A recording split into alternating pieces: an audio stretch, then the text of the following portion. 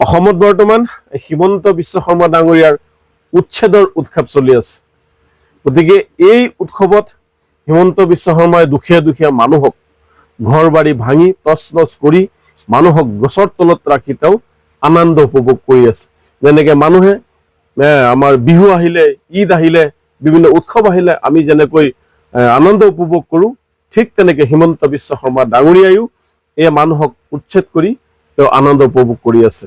অসমৰ বিভিন্ন ঠাইৰ লগতে শেহতীয়াকৈ শোণিতপুৰ জিলাৰ চাৰিদুৱাৰ বনাঞ্চলৰ যি নদুৱাৰ অঞ্চলত আমাৰ বড়ো ভাইসকলৰ যি 40টা ঘৰত উচ্ছেদৰ কাৰণে জাননী জাৰি কৰিছে বন বিভাগে আৰু 7 দিনৰ সময়সীমা দিছে, আৰু নহলে তেওঁলোকে উচ্ছেদ কৰিব বুলি কৈছে। আচলতে বৰ ধিক্কাৰজনক কথা, গৰিহণৰ কথা যে মানুহক এতিয়া হিমন্ত বিশ্ব শৰ্মাই, আমি আগতে কৈ আছিলো যে অকল মুছলিম টাৰ্গেট কৰি উচ্ছেদ কৰিছে, গতিকে আমাৰ ধাৰণাটো ভুল আছিলে সেই ধাৰণাটো। কিন্তু এতিয়া আমাৰ ই হ'ল যে হিমন্ত বিশ্ব শৰ্মা এতিয়া মানুহক উচ্ছেদ কৰি আছে। চাওক, এয়া আমাৰ গোৱালপাৰাত উচ্ছেদ কৰিলে, হোজাইত উচ্ছেদ কৰিলে, উৰিয়াম ঘাটত উচ্ছেদ কৰিব, এতিয়া শোণিতপুৰৰ নদুৱাৰ অঞ্চলতো উচ্ছেদ কৰিব। এয়া বৰ অন্যায়, অমানৱীয়ভাৱে উচ্ছেদ কৰি আছে। মানুহৰ থাকিবলৈ, খাবলৈ, শুবলৈ ইয়াৰ দায়িত্ব কোনে ল'ব?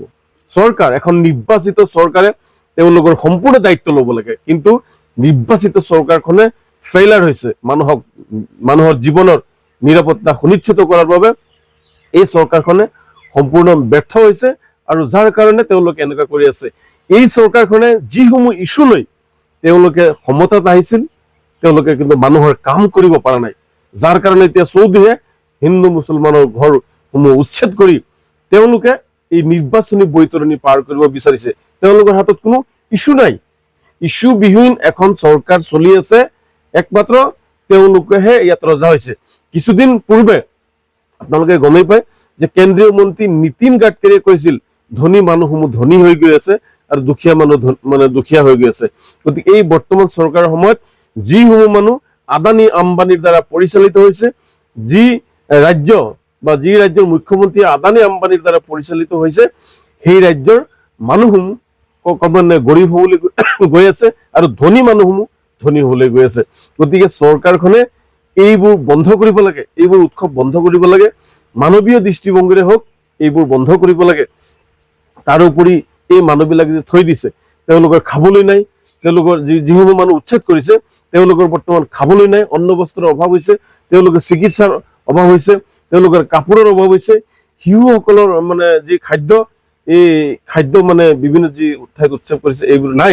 গতিকে ন্যায়ালয়ে কৈছে যে তোমালোকে উচ্ছেদ যদি কৰিব মন আছে উচ্ছেদ কৰা, আমি সংগঠনসমূহ কৈছে যদি প্ৰয়োজন আছে উচ্ছেদ কৰক, কিন্তু তেওঁলোকৰ আগতে সংস্থাপন দিব লাগিব। কিন্তু তেওঁলোকে সংস্থাপন নিদি ন্যায়ালয়ৰ যি সিদ্ধান্ত, যি ৰায়, সেইসমূহ তেওঁলোকে অৱমাননা কৰি একমাত্ৰ দাদাগিৰিৰে তেওঁলোকে এই উচ্ছেদসমূহ কৰি আছে। গতিকে হিমন্ত বিশ্ব শৰ্মাৰ এই যি উৎসৱ, যি উচ্ছেদৰ উৎসৱ, এইসমূহ বন্ধ কৰিব লাগে। আৰু যি চাৰিদুৱাৰত আমাৰ 40টাকৈ আমাৰ বড়ো সম্প্ৰদায়ৰ ভাইসকলৰ ঘৰ উচ্ছেদৰ জাননী দিছে, তাকো আমি ধিক্কাৰ দিছো। আৰু এয়াও বন্ধ কৰিব লাগে, সকলো ঠাইতে উচ্ছেদটো বন্ধ কৰিব লাগে। উচ্ছেদটো অমানৱীয়, মানুহক কষ্ট দিয়া হয়। আমি চৰকাৰ বনাইছো মানুহৰ জীৱনৰ নিৰাপত্তা সুনিশ্চিত কৰাৰ কাৰণে, কিন্তু এই চৰকাৰখনে মানুহক কষ্ট দি আছে। গতিকে কষ্ট দিয়া চৰকাৰ, চৰকাৰে দিয়া বন্ধ কৰিবলৈ আমি নেমচৰ ফালৰ পৰা দাবী জনাইছো। খুব প্ৰকাশ কৰিবই, কাৰণ উচ্ছেদটো বৰ বেয়া।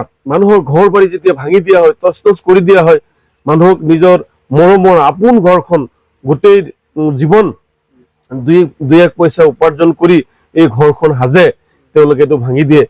চাওক, মানুহে চৰাইৰ বাহু নাভাঙে পাপ হয় বুলি।